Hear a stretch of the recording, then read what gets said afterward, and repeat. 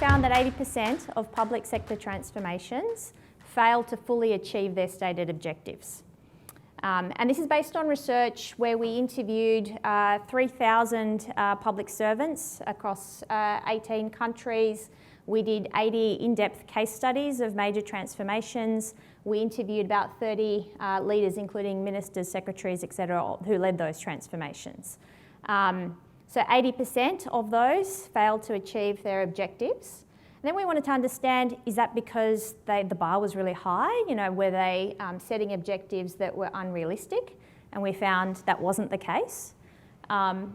We also looked at the difference between public sector and private sector transformations to see if the factors differ. And we found actually the fundamentals of what sets a transformation up for success are very similar between public sector and private sector. And it doesn't really differ that much between digital transformation, analogue transformations, and different kinds of transformations. The core of this is, how do you get people to change? Yep. That's sort of what sits at the heart of it, and that's why it's so hard, because you can have the best strategy in the world, but it's really hard to shift, you know, human behaviour. And if we reflect on our New Year's resolutions and how many of those we've achieved, you know, you can sort of understand that at scale is the challenge that we're facing here. So if we have a look at, I don't know if you can see on the screen, the findings of the research. And as Kat said, this is very, very simple when you look at it at the surface. And you might be thinking, really, you did all that research and this is what you came up with? But of course, with many of these things, the devil's in the detail, right? It's in the application of it. I'll quickly run through it, and then I know, Kat, you want to launch into a discussion. And in the spirit of continuing our learning, we'd love to hear from you and your experience on these matters as well. So there's 5 disciplines, which we call the 5 Cs, which if you implement this, then it more than triples the success rate of the transformation. So, of course, you know, being consultants, we had to come up with this, you know, framework that had catchy name, and they all start with C for a reason. The first one is committed leadership. So, again, on the surface, sounds pretty straightforward, right? Of course, you need someone to lead these transformations. You need them to be committed. What we found in the research, though, is the ones that were successful, committed leadership translated to not just you know, a vision and an aspiration and someone feeling excited about that, but significant amount of time being spent by the most senior leaders in the organisation in driving that. To give you an idea, some of the leaders that we interviewed spoke, and this is sort of, you know, for example, Police Commissioner in New Zealand. He spoke about spending 60% of his time on the transformation. It was a culture transformation of the New Zealand Police Force. And if you think about, you know, context of the operational, you know, burdens of being a police commissioner, to spend 60% of your time on a transformation is quite significant. And then it doesn't end just with the top. That, you know, commitment needs to cascade down so that you have, you know, clear ownership of key elements of the transformation in the business line. So it can't be, you know, people sort of working on the side, building digital widgets. It needs to be the whole business owning and being committed leaders in driving that transformation. The second C is clear purpose and priorities. And what we mean by that is the transformations that we found were successful really only tried to do 2 or 3 things. When you get to the point of we've got 80 strategic priorities and 150 KPIs, and you know there's 200 ways that we measure that, and you know here's our dashboard, it's 50 pages thick, it doesn't work because we can't focus on more than you know, a small set of priorities at any given time, and we don't have the resourcing typically to you know, spread to such a big set of changes that we're trying to drive at once. Cadence and coordination and delivery. What this one's referring to is the discipline, the rigour of actually tracking benefit realisation.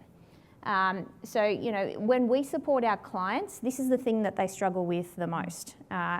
And our approach, often includes the setup of some kind of a delivery engine, whether it's a transformation office or you call it something else. But a disciplined way of understanding, well, what's the end outcome? What are the set of initiatives that are going to get us there?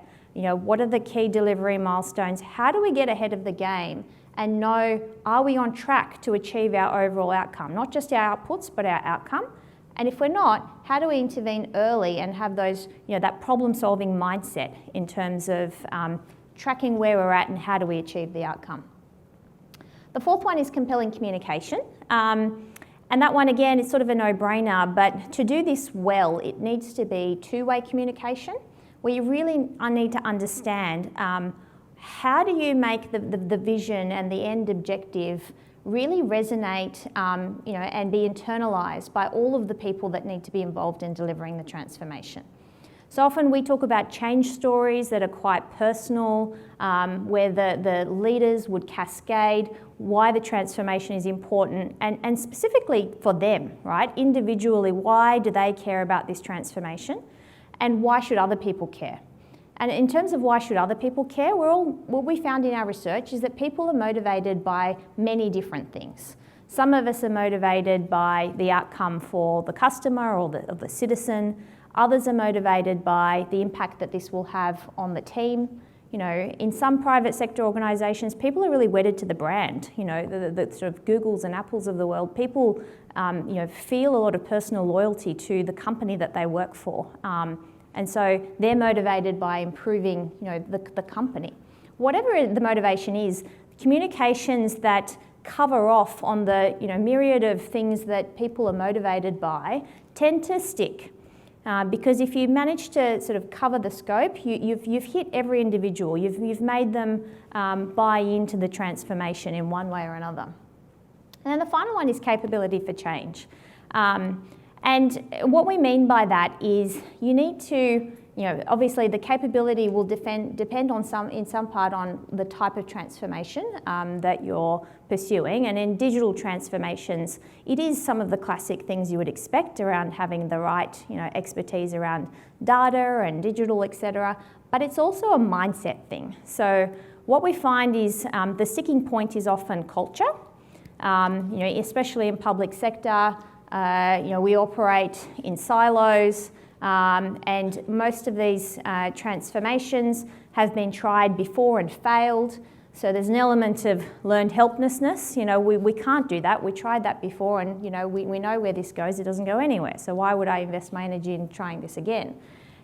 Overcoming those sorts of mindsets is really, really difficult, and it actually requires you to take on that whole culture change agenda with the same level of rigour and discipline that you would, the actual sort of performance objective that you're trying to achieve in the transformation.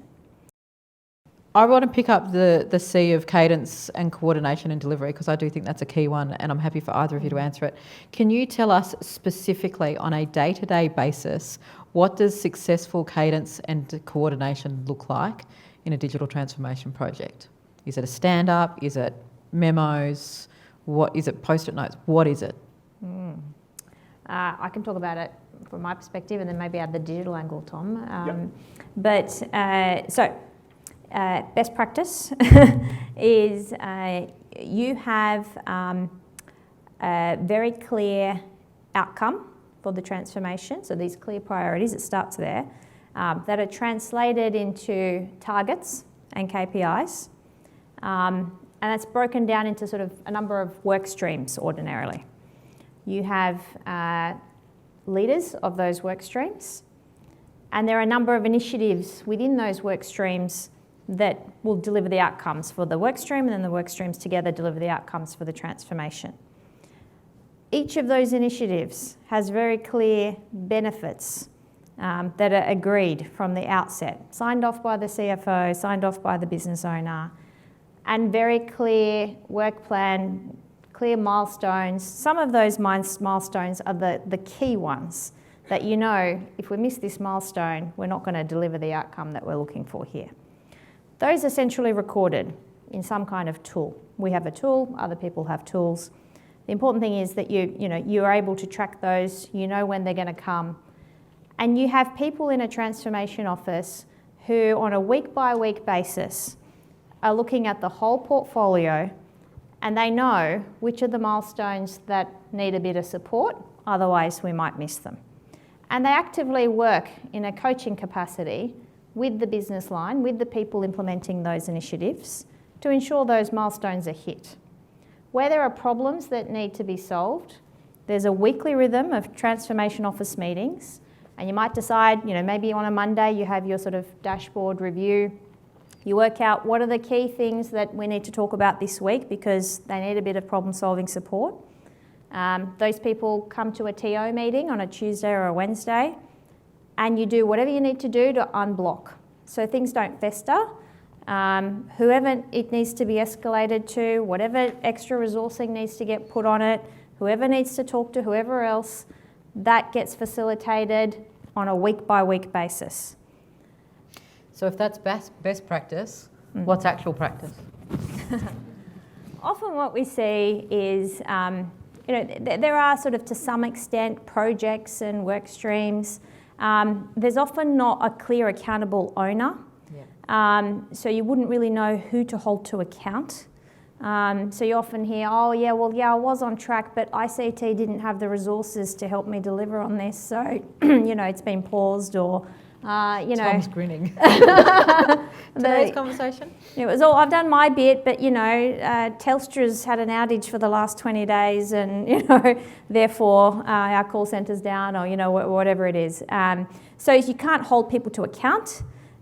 Benefits are often woolly, so they haven't often been well defined at the outset, and there's not been any tracking of them. So actually the project might have finished, the widget's been built, nobody in the business has actually then taken the ownership to implement that and realise the value. So it hasn't actually translated to an outcome, whether that's a citizen outcome or a financial outcome. That tends to be the type of challenges that we face.